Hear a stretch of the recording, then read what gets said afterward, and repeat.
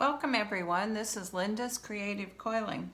In this episode I'm going to demonstrate how to start a pine needle basket using just pine needles and not a drilled base or any other base, just using the pine needles. I am using glycerin treated southern longleaf pine needles and waxed linen thread. If you're using pine needles that are not glycerin treated, you might want to have them just slightly damp so that you can, so that they are more flexible as you work. The way we're going to start is I have 3 pine needles that have 3 leaves each, and I'm going to tie them together with a square knot.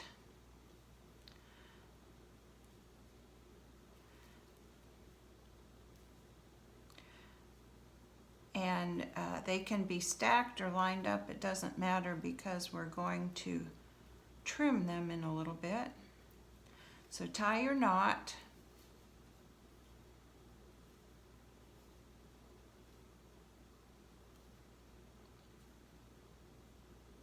And lay the end of the thread down along the pine needles. What we're going to do is start wrapping with our waxed linen. And you always want to wrap overhand. So we're going over the coil and under the coil. Wrap it just a couple times. Then insert your needle from the back to the front toward the end through the coil. I'm piercing the pine needles, and this will help stabilize that thread there on the end. I'm going to pull that tight. Then I'm just going to continue wrapping for, about 2 or 2.5 inches. So I'm going to wrap.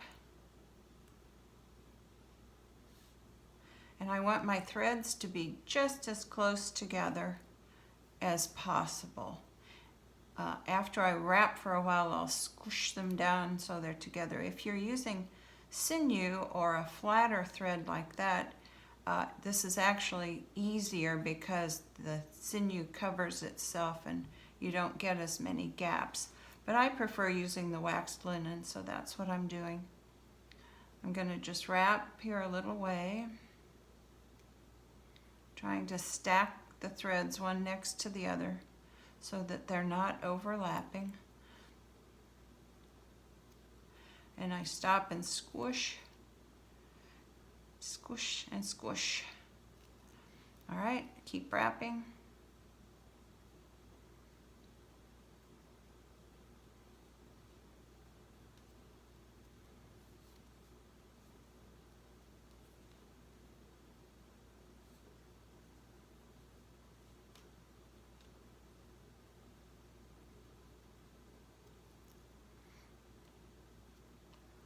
At this point, I don't need to add pine needles yet because they're still pretty thick here on in my bundle.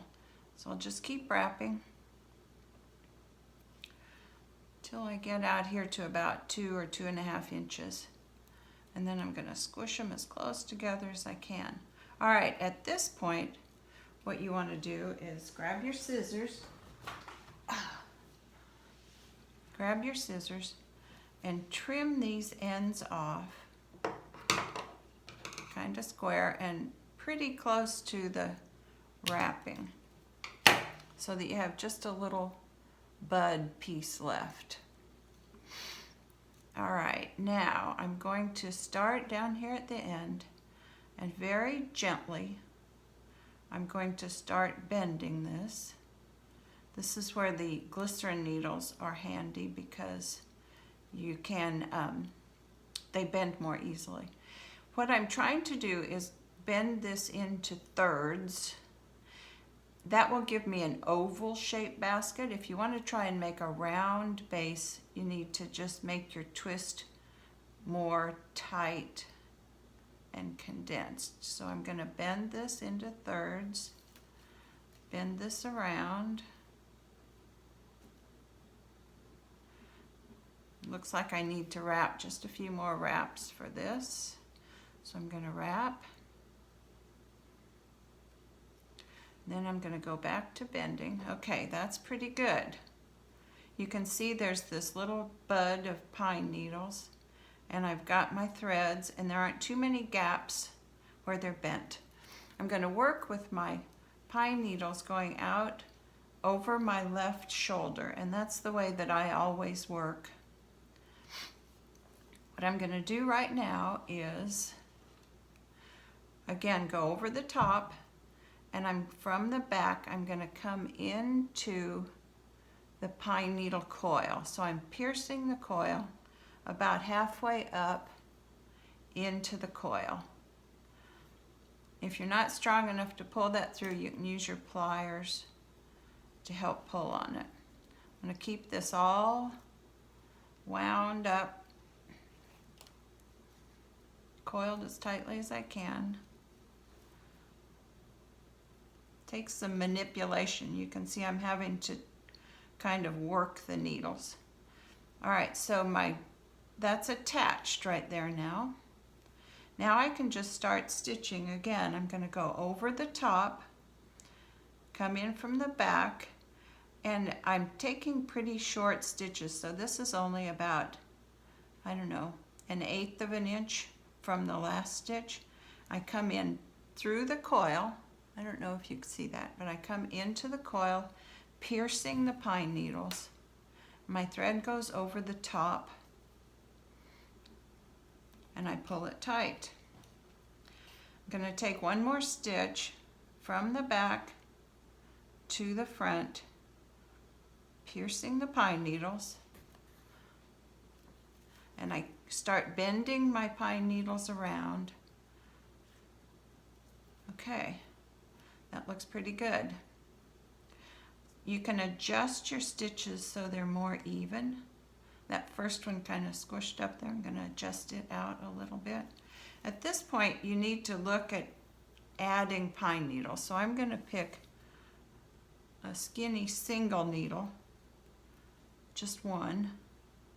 I'm going to add that in, insert it into the center of the coil, and take my next stitch. I want to hold that tight, put tension on that thread, take my darning needle, insert it from the back through the coil,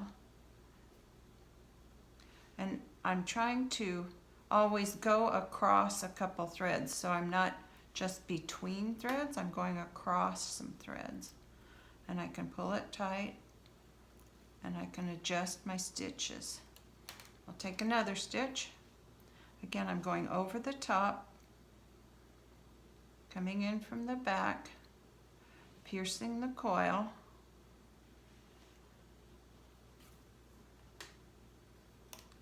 pulling it tight. You can see how my basket is developing. I'm going to add another pine needle here.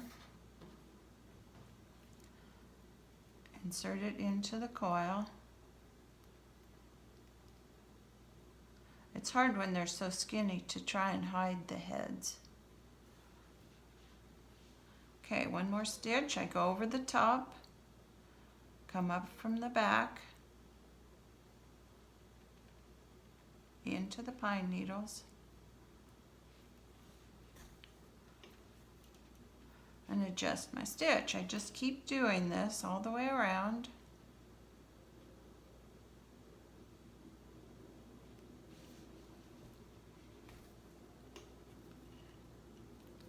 You can see my stitches are fairly even there. Let's do one more, and then we'll add another pine needle. Take a stitch, pull it tight, bend my coil around. Let's add another pine needle.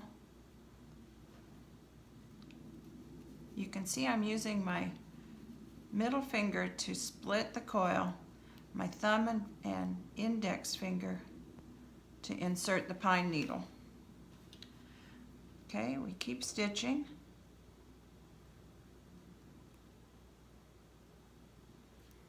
Take a stitch, pull it tight, adjust my stitch length.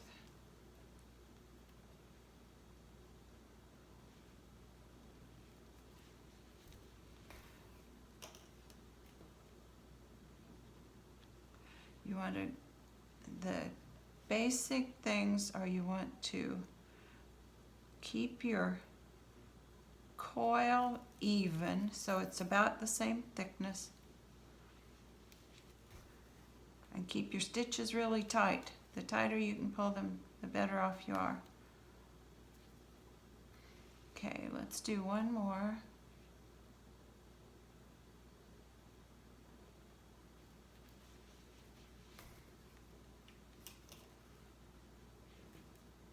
All right, now you can see I'm almost back to the beginning. Now I'm going to start adding pine needles to make my coil get thicker. Here I'm adding a triple. I'm going to add a triple. If you cap your needles and you don't get any triples, that's okay. Just add more singles. Now this stitch, well, I'm going to take one more. I'm going to take one more here by this wrapped part. That's where my knot is. That's pretty tight. Guess I have strong hands, though I can pull that through.